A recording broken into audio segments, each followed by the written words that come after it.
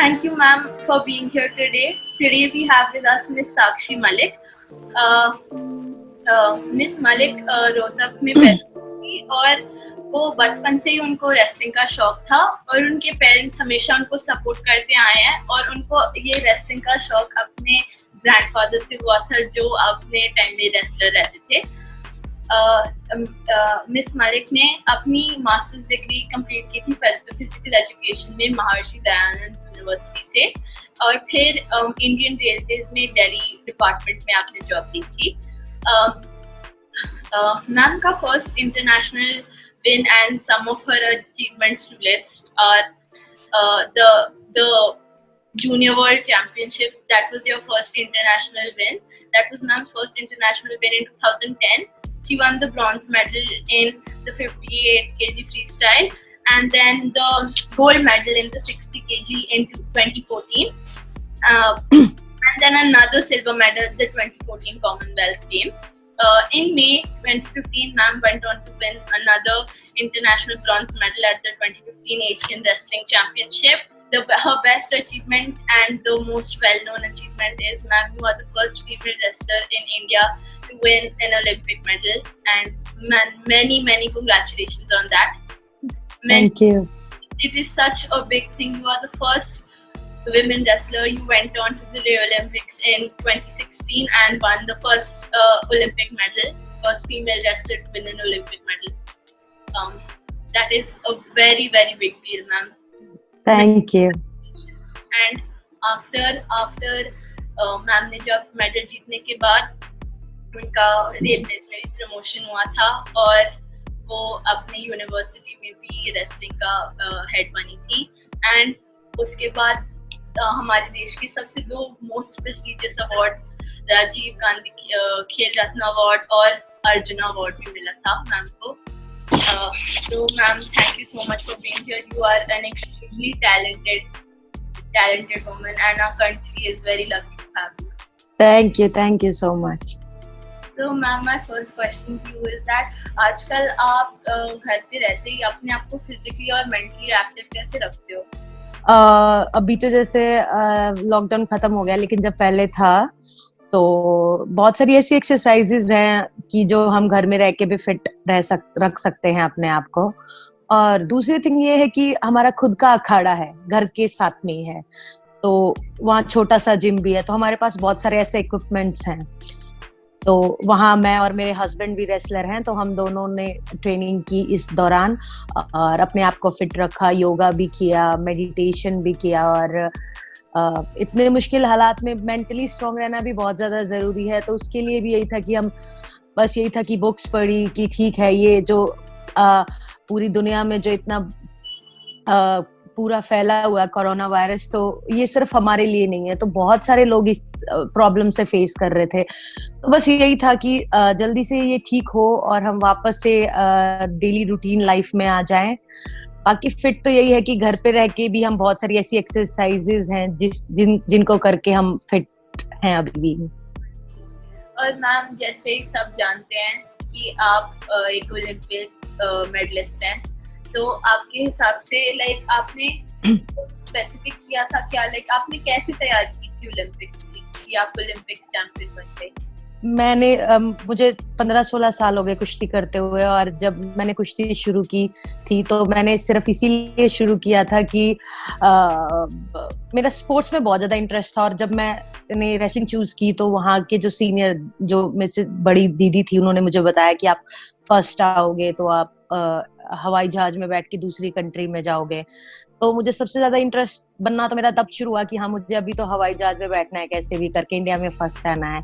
उस टाइम नहीं पता था कि ओलंपिक्स क्या है। धीरे धीरे मैंने ट्रेनिंग शुरू किया और मेरा रेसलिंग के लिए जो है वो प्यार बहुत ज्यादा बढ़ गया। और फिर मुझे पता चला जैसे सुशील पहलवान जी, योगेश्वर पहलवान जी के ओलंपिक्स में मेडल आए, तो मुझे ये था कि हाँ मुझे ओलंपिक्स में जाना है और मेडल जीतना है। तो ओलंपिक्स के 1-1.5 साल पहले से ही मुझे ये था कि मुझे सिर्फ सो के उठते हुए सिर्फ ओलंपिक्स दिखाई देता था कि हाँ मैं ओलंपिक में गई हुई हूँ, मुझे मेडल मिल रहा है। तो वो मैंने अपने इमेजिन करना शुरू कर दिया था और बस दिन रात सिर्फ वही चीज मुझे दिखती थी। और रही बात ट्रेनिंग की, तो सुबह शाम तीन तीन सेशन भी होते थे एक दिन में, लाइक सुबह 5 बजे ट्रेनिंग, फिर 11 बजे मैचेस होते थे हमारे, फिर 5 बजे फिर ट्रेनिंग। तो 3 टाइम भी, कभी दिन में कभी 2 बार भी, 2-3 घंटे सुबह 3 घंटे शाम को। तो ट्रेनिंग तो बहुत हार्ड थी। फिर दूसरी कंट्रीज में एक एक महीना हमारा ट्रेनिंग कैंप लगा। जो हमारी वेट क्लास की लड़कियां थी उनके साथ हमारी ट्रेनिंग करने को मिला। तो बहुत कुछ जानने को मिला कि वो लड़कियां कितनी तगड़ी हैं हमसे, और वो कैसे ट्रेनिंग करती हैं, क्या करती हैं। तो उनके साथ करके हमें और ज्यादा एक्सपीरियंस हमें मिला। तो बस कॉन्फिडेंस बहुत ज्यादा बढ़ गया था बाहर ट्रेनिंग करके कि हाँ, अब तो मुझे कैसे भी करके ओलंपिक में मेडल जीतना है। कितनी बढ़िया बात है। मतलब आपके गांव में, मैंने आपके बारे में पढ़ा था कि लाइक तो आपके गांव वाले आपको बहुत मजाक उड़ाते थे कि मतलब आप सपोर्ट नहीं करते थे कि आप लड़की हो और आप रेसलिंग कर रहे हो, लड़कों के साथ खेलते थे। पर कितनी बढ़िया बात है कि आज आप इस देश की सबसे पहली फीमेल ओलंपिक मेडलिस्ट है जिन्हें रेसलिंग में, कुश्ती में एक मेडल जीता है। और मैम, हरियाणा जैसे आप है, मतलब देखिए कहाँ से कहाँ आ गया। पहले 2011 के सेंसस में सबसे ज्यादा लोएस्ट सेक्स रेशियो वहाँ का है, हरियाणा का। और हरियाणा ही इस देश का पहला स्टेट है जिसने फर्स्ट फीमेल ओलंपिक मेडलिस्ट दी है हमारे देश। बहुत ही बड़ा बात है मैम। अगर आपको सुपर गर्ल, आपके लिए एक सुपर गर्ल क्या होती है? सुपर गर्ल तो यही है कि जरूरी नहीं है वो किसी एक फील्ड में जाके अच्छा करना ही सुपर गर्ल कहलाना है। जैसा कि आपने पूछा कि सुपर गर्ल, तो उसके लिए बहुत सारी क्वालिटीज होना जरूरी है। लाइक स्ट्रांग होना जरूरी है, और हर चीज की नॉलेज होना जरूरी है। जैसे कि अभी पता है कि बहुत सारा लड़कियों के साथ ऐसी मिसबिहेव हो जाता है कि वो अपने आप को प्रोटेक्ट नहीं कर पाती हैं। तो उनको इतना स्ट्रांग होना चाहिए कि वो किसी भी सिचुएशन में जाके मतलब फाइट कर सके, चाहे वो और भी जैसा फील्ड है, जैसे कोई स्पोर्ट्स में अच्छा है, कोई पढ़ाई में अच्छा है। तो ओवरऑल हर चीज में फिट होना, तगड़ा होना ही एक सुपर वुमन कहलाता है। तो मैम, आपकी अब तक बहुत ही इनक्रेडिबल जर्नी रही है कुश्ती से, आप बचपन से कर आ रही हैं। तो आपकी सबसे यादगार मेमोरी क्या है कुश्ती की? ओलंपिक्स ही है, अभी तक तो ओलंपिक्स ही है। जब मेडल आया तो उस टाइम कम से कम 10-15 मिनट तक तो मुझे ही डाइजेस्ट नहीं हुआ कि हाँ, तू मेडल जीत चुकी है। और बहुत धीरे धीरे वो फीलिंग, हाँ बहुत, मतलब वो फीलिंग अभी तक की मेरी बेस्ट फीलिंग है। हाँ जी मैम, आपकी बचपन की कोई कहानी है कि आप हमको सुनाना चाहोगे अपनी कुश्ती के बारे में? बचपन की कहानी तो यही है कि मैं शुरुआत में बहुत ज्यादा शरारती थी, और मुझे गांव में खेलना कूदना पसंद था। तो मेरे पेरेंट्स जो है वो शुरू से ही शहर में रहते। मुझे जब मैं दादा दादी के पास बड़ी हुई, तो मुझे जब गांव में दादा दादी के पास से जब वो शहर में लेके आए कि अभी तो इसको अच्छी स्टडीज दिलानी है, और वो तो मेरा बिल्कुल भी मन नहीं हुआ गांव से आने का। और मैं मतलब घर वालों को छोड़ के भाग गई, और एक शादी हो रही थी एक जगह, तो मैं वहां जाके छुप गई कि मुझे मतलब शहर में नहीं जाना, मुझे तो मेरे दादा दादी के पास गांव में ही रहना है। तो ये बहुत इंटरेस्टिंग सी बात है। पेरेंट्स अभी भी इस बात को लेके मजाक बनाते हैं कि हाँ, तू इतना ऐसी थी कि तू हमारे साथ नहीं आना चाहती थी, और मतलब भाग गई थी घर से कि नहीं, मुझे दादा दादी के पास से मत लेके जाओ। आपको खेल का इतना शौक था बचपन से कि आप दूर नहीं जाना चाहती थी। तो मैम, आपके रोल मॉडल कौन है जिनसे आप इंस्पिरेशन लेती हैं? रेसलिंग में तो जैसे मैंने बताया कि 2008 में सुशील पहलवान जी का मेडल आया था, फिर 12 में दोनों सुशील पहलवान जी और योगेश्वर पहलवान जी का मेडल आया। तो उनको देख के बहुत कुछ मैं बहुत इंस्पायर्ड हुई कि इंडियन रेसलर्स जो हैं वो ओलंपिक्स में जाके मेडल जीत सकते हैं, तो हम क्यों नहीं, लड़कियां क्यों नहीं जीत सकती। वो हमेशा इंस्पायरिंग रहे मेरे लिए। मतलब आपने दिखा दिया कि लड़कियां भी ऐसे कोई चीज नहीं है जो अगर वो कर सकते हैं आदमी नहीं। हाँ कोई ऐसी चीज नहीं है कि लड़कियां नहीं कर सकती हैं। हाँ जी। तो मैम, आप ऑब्वियसली ओलंपिक्स मेडल के बाद और जब से आपका रेसलिंग करियर बड़ा हुआ है, तब से आपको बहुत फेम मिली है। तो आप अपनी पर्सनल लाइफ और रेसलिंग, मतलब आप और ये फेम और पर्सनल लाइफ को कैसे हैंडल करती हैं? हैंडल बस यही है कि अभी सबसे पहली बात तो इतना प्राउड फील होता है, इतना लोग इतना प्यार और इतना सम्मान देते हैं मेडल के बाद कि मैं कहीं भी जाती हूँ तो मुझसे फोटो क्लिक करवाते हैं और मुझे देखने के लिए भी बहुत ज्यादा ये होता है कि हाँ एक बार साक्षी हमारे पास आ जाए या इस प्रोग्राम में आ जाए, तो वो मेरे लिए बहुत प्राउड की बात है। और दूसरा ये हो रहा है कि बहुत सारी पेरेंट्स की जो सोच है वो ठीक हुई है कि हाँ लड़कियों को भी स्पोर्ट्स में हम डाल सकते हैं। पेरेंट्स मुझसे आके पूछते हैं कि आपने क्या खाया, आप किस तरह की आपने ट्रेनिंग की कि आप ओलंपिक्स में गए, तो मैं उन्हें यही समझाती हूँ कि मैं नॉर्मल फैमिली से थी, मैंने सब कुछ नॉर्मल ही किया, और अगर मैं नॉर्मल फैमिली से जाके इतना ऊपर मेडल ले सकती हूँ तो आपके बच्चे बेटे या बेटियां भी ले सकती है, बस आपकी सपोर्ट की जरूरत है। और हैंडल तो बस यही है कि जितना लोगों ने मुझे प्यार दिया मैं उनको वापस देने का सोचती हूँ, और मैं चाहूंगी कि मैं और ज्यादा मेडल्स जीतूं और देश का नाम रोशन करूं। हाँ जी मैम, आपने ऑलरेडी देश का नाम इतना रोशन किया, आपने ओलंपिक्स में भारत का झंडा लहराया है। तो मैम जैसे 15-20 साल की जो लड़कियां हैं और जो स्पोर्ट्स परस्यू करना चाहती हैं करियर की तरह, आपको उनके क्या एडवाइस है आपकी? मैं यही एडवाइस देना चाहती हूँ कि जो स्पोर्ट्स हो या किसी भी फील्ड में हो, आप सबसे पहले तो पेरेंट्स का साथ होना बहुत जरूरी है। मेरे पेरेंट्स का साथ था, मेरे साथ था, तो मैंने रेसलिंग एक जो बोला जाता था एक लड़कों का स्पोर्ट है, तो मैंने वो चूज किया, तो भी पेरेंट्स ने मेरा साथ दिया। तो मैं लड़कियों को यही कहना चाहूंगी कि आप भी कर सकते हो, और जो भी आप करना चाहो आप पूरे अपने डेडिकेशन से, पूरे पैशन से और पूरी लगन से आप अगर किसी चीज को पाने के लिए उसके लिए काम करोगे, उसके लिए हार्ड वर्क करोगे, तो आप 100% अचीव कर सकते हो। दिल लगा के एंजॉय हाँ, कर सकते हैं। हाँ मैम ऑब्वियसली जैसे आपने बोला पहले, अब तो बहुत माइंडसेट चेंज हो गया है, पर पहले अभी भी कुछ लोग हैं, पर पहले तो बहुत ज्यादा था कि जैसे स्पोर्ट्स को कोई लड़कियों का काम नहीं देखते थे।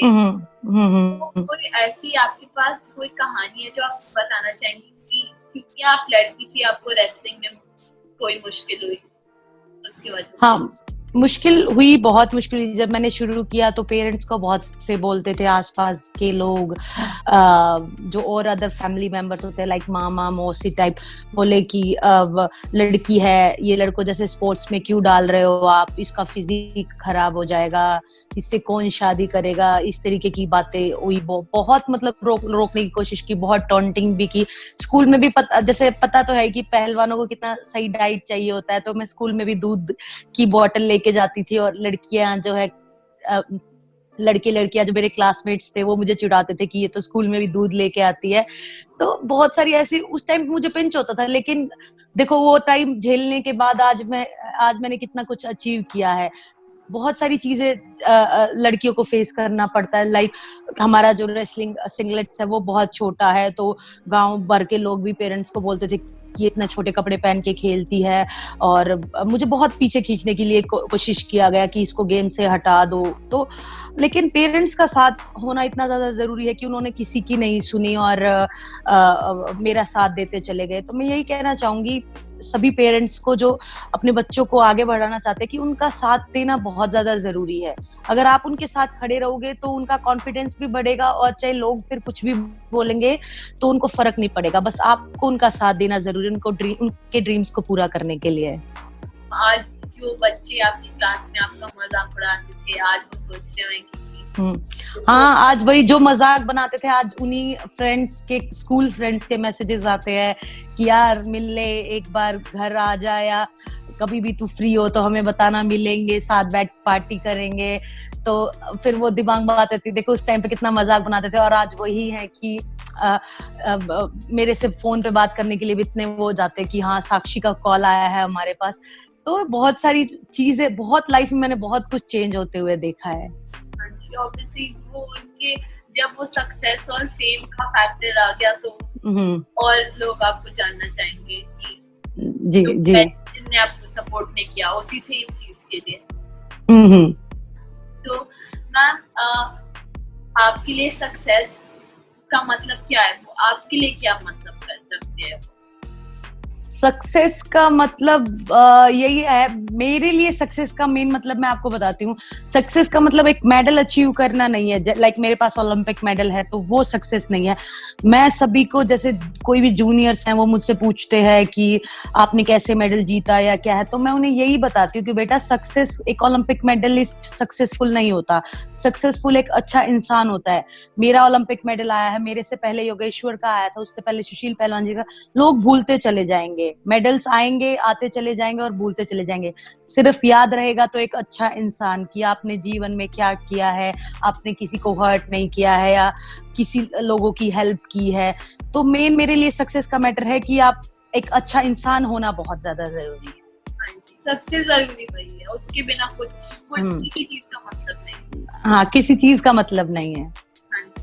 तो मैम, आप जिंदगी में और क्या हासिल करना चाहती है? आपने ऑलरेडी इतनी सारी चीजें, इतनी यंग एज पे, 27 इयर्स पे आप 23 इयर्स की थी जब आपने ओलंपिक मेडल ओलंपिक, हाँ हाँ, और 27 तो इतना हासिल कर लिया, आप और क्या हासिल करना चाहेंगे? सबसे पहले बात तो मैं बहुत लकी हूँ कि मैंने छोटी सी उम्र में मेडल जीता। लेकिन वही बात है कि सपने तो कभी, मतलब जो इच्छाएं हैं वो कभी खत्म नहीं होती। तो अभी बाकी तो भगवान ने सब दिया है, लेकिन मैं अभी ओवर रेसलिंग या और मेडल मनी या पैसों के लिए नहीं कर रही हूँ कि मुझे मेडल आएगा तो मुझे और बहुत ज्यादा पैसे मिलेंगे या मेरे पास बड़ी बड़ी गाड़ियां होंगी। बस मुझे अभी जब तक मैं ठीक हूँ, फिट हूँ भगवान की दया से, तो मुझे यही है कि जब पोडियम पे खड़े होके वो मेडल के साथ वो फीलिंग आती है ना, तो मैं चाहूंगी कि मैं वो फीलिंग दोबारा से फील कर पाऊँ, वो ओलंपिक पोडियम पे खड़े होने वाली फीलिंग। तो बस इच्छा तो यही है कि जब तक भगवान ने साथ दिया तो मैं देश के लिए पदक जीतती रहूंगी। अगर कोरोना वायरस नहीं होता तो अभी टोक्यो ओलंपिक्स हो रही होती, शुरू होने वाली होती। तो मैम, आपका अगले साल आप ओलंपिक्स होंगी, तो आपका उसके लिए क्या प्लान्स है? प्लान्स यही है कि अभी तो सबसे पहले तो ये ठीक हो जाए और फिर नॉर्मल रूटीन में ट्रेनिंग शुरू हो जाए, हम बाहर ट्रेनिंग करने के लिए जा सकें। और क्योंकि हमारा पार्टनर स्पोर्ट है, बिना पार्टनर ट्रेनिंग नहीं हो पाती है। इंडिविजुअल हम कितना भी नहीं कर सकते हैं। तो बस यही है कि जल्दी से ठीक हो जाए, फिर हम पार्टनर्स बाहर जाके ट्रेनिंग कर सके, कंपटीशंस खेल सके, जिससे हमारा एक्सपीरियंस बढ़े और एक्सपीरियंस गेन हो। कि क्योंकि जितने भी हम कंपटीशन खेलेंगे एक्सपीरियंस बढ़ता चला जाएगा। और अभी तो ओलंपिक से पहले और बहुत सारे कंपटीशंस है जो खेलेंगे और पता चलेगा कि हमारी परफॉर्मेंस कितनी ज्यादा है, कितनी कम है। और दूसरी बात, पता तो है कि कौन से अपोनेंट्स वेट में है, तो उनकी वीडियोस देखना, अपनी कमी ढूंढना, उनकी कमी ढूंढना कि वो कहाँ से वीक हैं। तो ये सारी चीजों पे हम काम करते रहते हैं। कॉन्टैक्ट स्पोर्ट है तो अभी ऑब्वियसली प्रैक्टिस में मुश्किल हो रहा होगा क्योंकि कॉन्टैक्ट कर सकते हैं। तो मैम, आपको क्या लगता है कि अभी तो आप बहुत यंग है, पर अगले 10 साल में आप जिंदगी में कहाँ होंगी? आपको क्या लगता है? अगले 10 साल में देखो, इतना श्योर तो नहीं है कि नहीं, कुछ आपको हो। क्या लगता है? ऐसे हो सकता है कि बिल्कुल डिफरेंट चीज हो। बिल्कुल डिफरेंट नहीं, ऐसा तो कुछ नहीं होगा। तो रेसलिंग में और मेडल्स आएंगे और लाइफस्टाइल तो एक मेडल ने भी चेंज कर दी है। तो ऐसा कुछ नहीं सोचा कि पता नहीं 10 साल के बाद क्या, इतना कोई स्पेशल अभी दिमाग में नहीं है कि क्या चेंज होगा। नहीं मैम, रेसलिंग के अलावा भी आपने अपनी पर्सनल लाइफ के बारे में क्या सोचा है अगले 10 साल में? 10 साल में, अगले 10 साल में ये है कि अभी मेरा करियर 4-5 साल का तो रेसलिंग का बचा ही है। और उसके बाद वही है कि जो सभी होता है कि अभी फिर बच्चा करना है, पेरेंट्स बनना है, तो वो तो बहुत आगे की बात है। यही आगे 10 साल में तो यही दिमाग में आता है। अभी तो आप यंग है, आपका पूरा करियर है आपके सामने। हाँ जी। तो मैम, आपके हस्बैंड मिस्टर सत्यवाद काटिया जी भी रेसलर है, बहुत फेमस रेसलर है। तो आप दोनों की मतलब आप दोनों एक दूसरे को मोटिवेट कैसे करते हो? क्योंकि आप दोनों ही सेम, मतलब एक दूसरे की प्रॉब्लम को समझ पाते हो, सेम फील्ड में। ये बहुत सही बात है। ये मैं बहुत लकी हूँ कि मेरे हस्बैंड भी रेसलर हैं। और सबसे पहली बात तो, एक रेसलर की तो रेसलर ही समझ सकता है, क्योंकि उसको पता होता है कि जैसे कोई मैच हार जाना या जीत जाना, उसके बाद वो हार जाते हैं तो मैं उनको मोटिवेट करती हूँ, मैं हार जाती हूँ तो वो मुझे मोटिवेट करते हैं, और एक दूसरे की प्रॉब्लम्स बहुत अच्छे से समझ पाते हैं। थकान होती है तो अगली ट्रेनिंग के लिए कैसे तैयार कर होना है, तो हम एक दूसरे को बहुत ज्यादा सपोर्ट करते हैं इस चीज में। ये बहुत बहुत अच्छी चीज है, क्योंकि आप दोनों एग्जैक्ट सेम फील्ड में है, तो आप हाँ हाँ एक दूसरे को बड़े अच्छे से समझ पाते हैं। और बस मेरे को आज आपसे इतना ही पूछना था, और थैंक यू मैम कि आपने टाइम निकाला और मेरे से बात की। मैंने भी आपसे बहुत कुछ थैंक यू।